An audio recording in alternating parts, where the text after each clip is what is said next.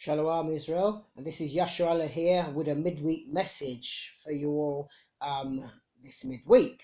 Now, something that's been bothering me, and I just wanted to talk about it. I've got some scriptures also to go with what I'm about to say. Now, this is the issue I have.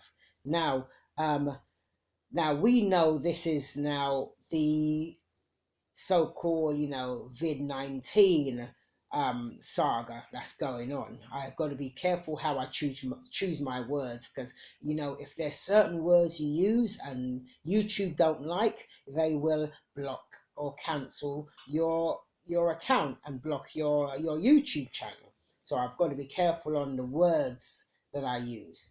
But nevertheless, yeah, as we all know, this is the vid-19, saga that's going on right now, and the powers that be are pushing this, this jab, let's call it the vaccine. Let's call it the vaccine for obvious reasons. Now they're pushing the vaccine and telling you everybody must get the vaccine, and they're saying that you get the vaccine. They're making out that if you don't get vaccinated, you will catch the thingy, and then you will get ill and you will die. And then they're saying if you do get vaccinated, you've got a chance of living. And if you notice, of all through this thing that's been going on, they've been constantly pushing to people how much people is dying, the death rate here, the death rate here, the death rate here, how the tolls is going up, this and that. And they've been constantly in the media, in the paper, everything, everywhere you go, they're pushing the death rate. But what they don't do is push the survival rate. There are people that haven't had the jab but has caught so-called, what it is, and they have recovered naturally. Now, why are they not giving people the hope to show that you can recover naturally? Because you will find that the recovery rate and the death rate is different. The recovery rate exceeds the death rate easily by far, but they are not reporting the recovery rate. All they're pushing is the death rate. Why? To make sure everybody, the fear, and with the fear, people fear death. Like you're not going to die. Everybody's going to die. It's part of life. But they're pushing that fear factor that unless you take the jab, you will die, basically. And if you even look at it now, even the jab itself, they're not even sure if it would give you immunity from the saga, shall we say, if it would make you never catch it, if it will make you can't pass it on. Because what they're not telling you, that right now this is the trial period. Yeah, that's what they're not telling people. This is why they have a waiver to say they are not held liable if you get an adverse reaction, or if you die, or get maimed, or disabled. They got a clause, and they also ask your ethnicity. Why? Because now Mr. so-called Bill Gates, now he's been spearheading all this, but you got to remember, see, people forget things so easily. Now, he has said in the past that there's about 7 billion people on the planet. That's what he has said. And then he has said 4 billion has to die.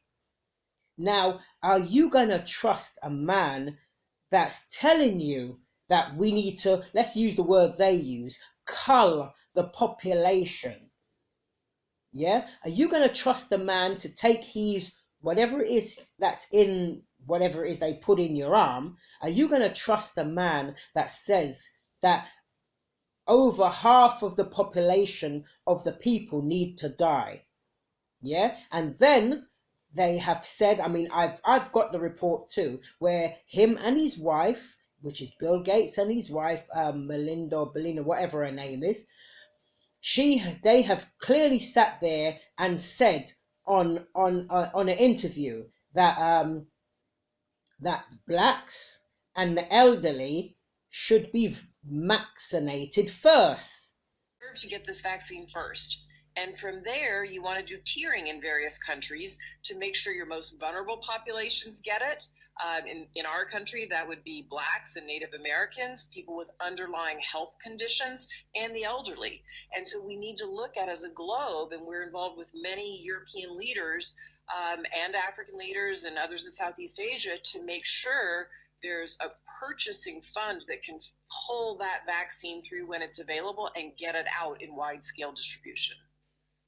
In fact, the testing could have been ramped up very quickly in a few countries that have almost avoided the epidemic entirely, like Taiwan, New Zealand, Australia. They took their experience and actually prepared, and so they moved a lot faster.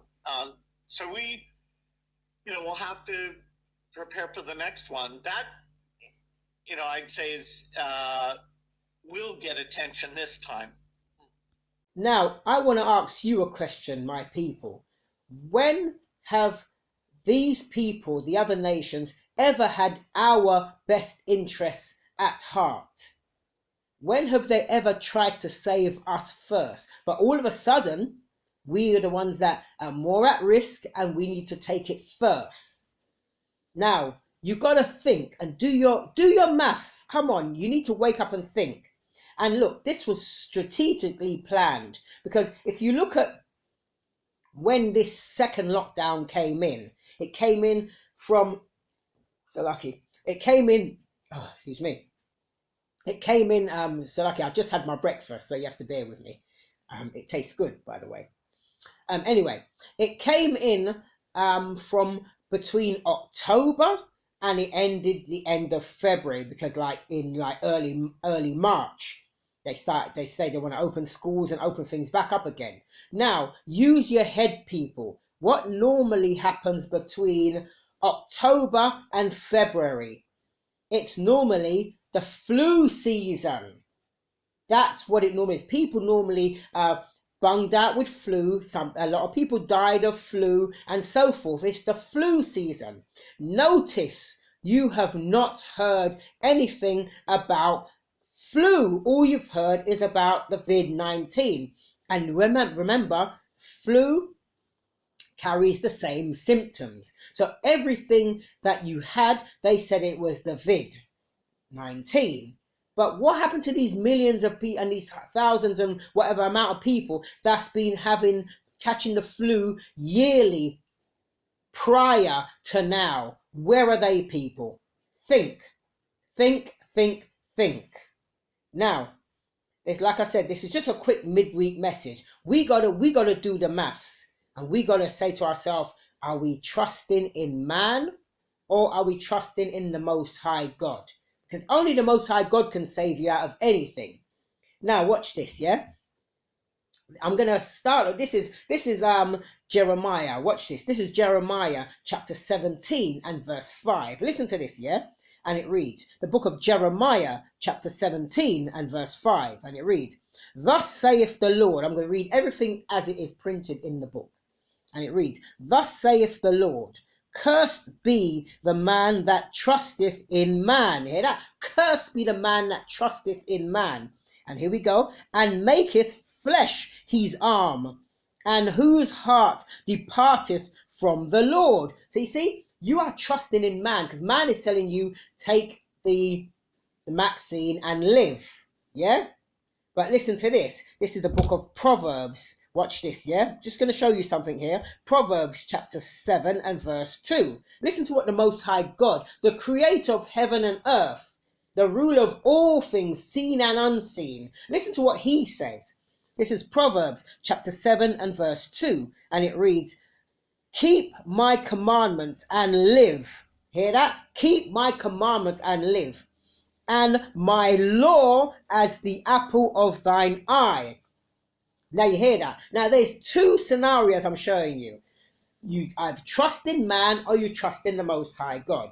Yeah, and just watch this. I'm going to just quickly jump to the book of Acts. I'm going to show you this as well. Watch this. Acts 5, Acts chapter 5, verse 29. Listen to this. Acts chapter 5, verse 29, and it reads, Then Peter and the other apostles answered and said, We ought to obey God rather than men. Now, you see that?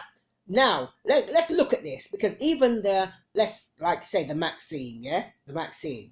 Everybody knows when you're bringing any such kind of, thing that goes into your arm, goes into your body, we know minimum it should take 7 years of trial and study to perfect it.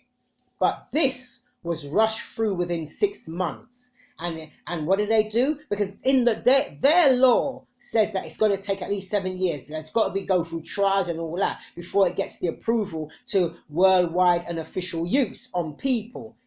But it was rushed through, and because they use the what's the word? They use the thing to say emergency to get it rushed through quickly. So it never went through its proper testing and its rigorous test that a Maxine should go through. And watch this, yeah? This is the book of Daniel. Watch this, yeah? Watch this, yeah? The Bible, it tells you everything. Book of Daniel, chapter 7, verse 25. Listen to this, yeah? Daniel, chapter 7 and verse 25. And it reads, And he shall speak great words against the Most High, and shall wear out the saints. Who are the saints? Read Psalms, chapter 148, verse 14. The Israelites, my people, your people, our people, we are the saints, yeah? Just to clarify that. I'll read on from Daniel chapter 7, verse 25. And it says, And shall wear out the saints of the Most High. And here we go. And think to change times and laws. Hear that? They think to change times and laws. So that was a law they changed. Normally it would never get the approval. But what did they do? They said through emergency use, it got rushed through and the law okayed it. But they have a clause. They cannot be held accountable if you have any adverse reaction. Yeah, and it says, and I'll read on from Daniel chapter 7 verse 25, and it reads, And they shall be given into his hand until a time and times and the dividing of times. That's I'll just quickly break that down. That's 350 years basically. Yeah, showing you that they would change laws to suit themselves. Is that not what they've done? So you see, you're trusting in man's laboratory and all this thing that they claim they have done, when you have to trust in the Most High. Watch this, yeah?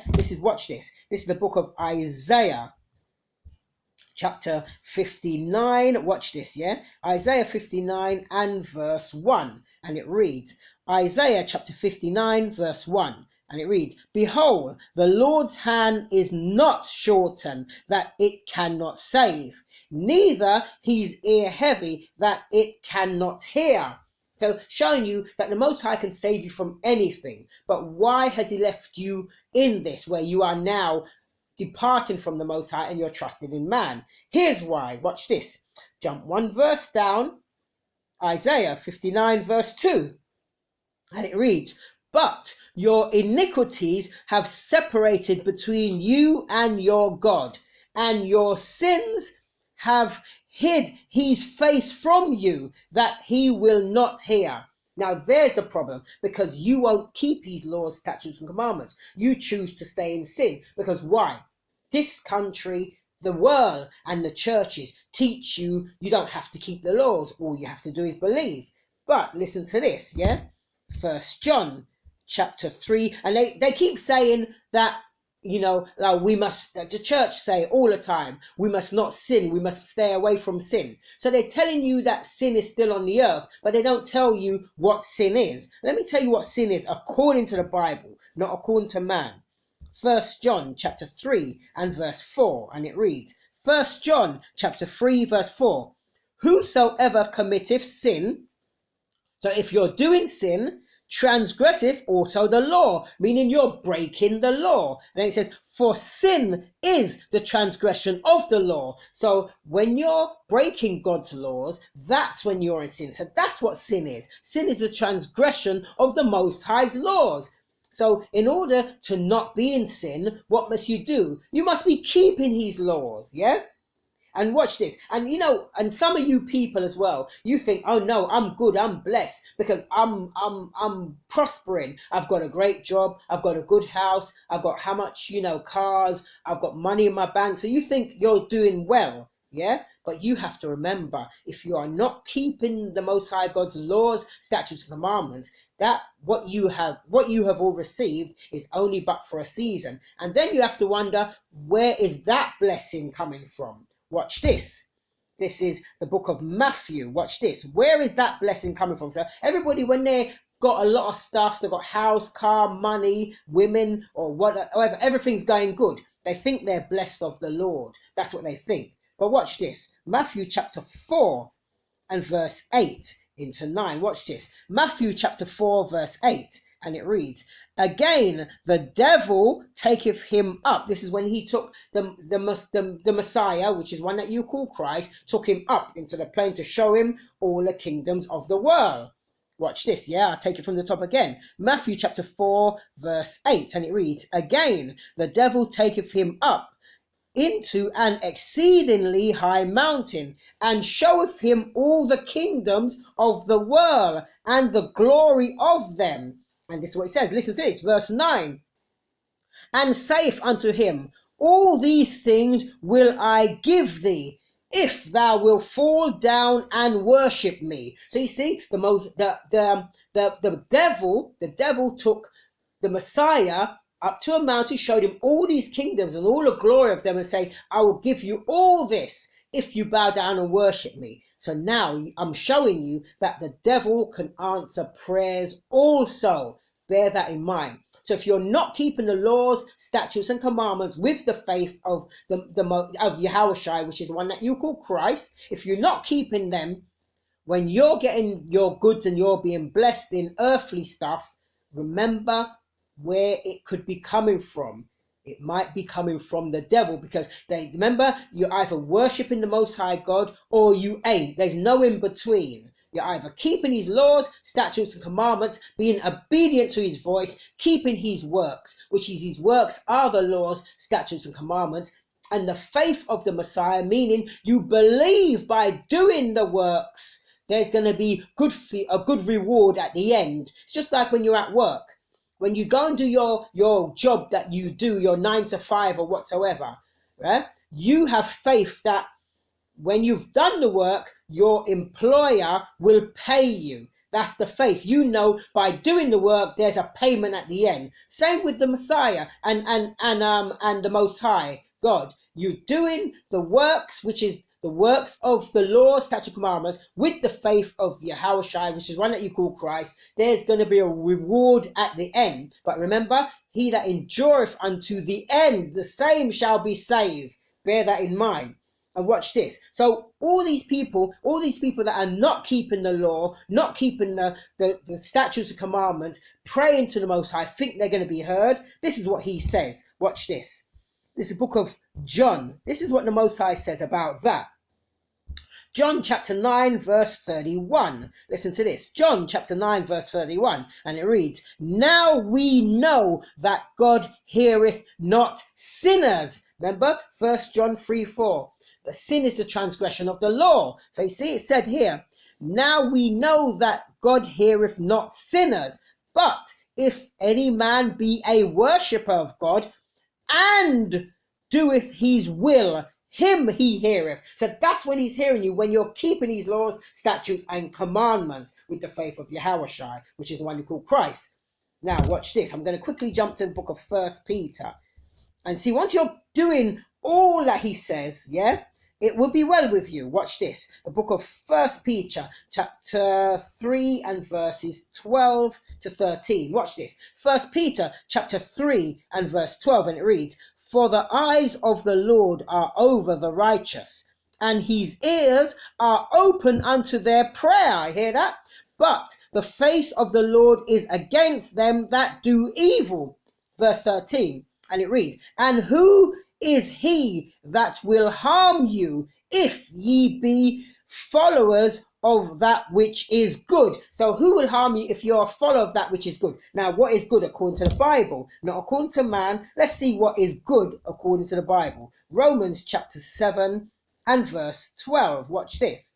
Romans chapter 7 verse 12. Wherefore the law is holy, and the commandments holy and just and good. So you see, that's what's good. That's what you've got to be keeping. Well, I hope you got something with that. This was just a quick midweek message. Remember, back in them ancient days when Matthew, Mark, Luke, John and all them other prophet Isaiah and all that used to walk the earth, the Most High used to come to them in dreams, and he used to speak to them in visions and whatever. Now he speaks to us in this day and time through the scriptures. So we must search the scriptures daily. And we mustn't just stick to the 66 books. We must go to the apocryphal or hidden books, because our oppressors has removed certain scriptures from the Bible. So they've given us an incomplete Bible. The 1611 is more complete than the other versions that you get in the church with only the 66 books. So with that, I hope you got something with that. Keep the law, statutes, and commandments with the faith of Yahweh Shai, which is the one that you ignorantly call Christ, and it will be well with you. Stay safe. Shalom, Israel. We out.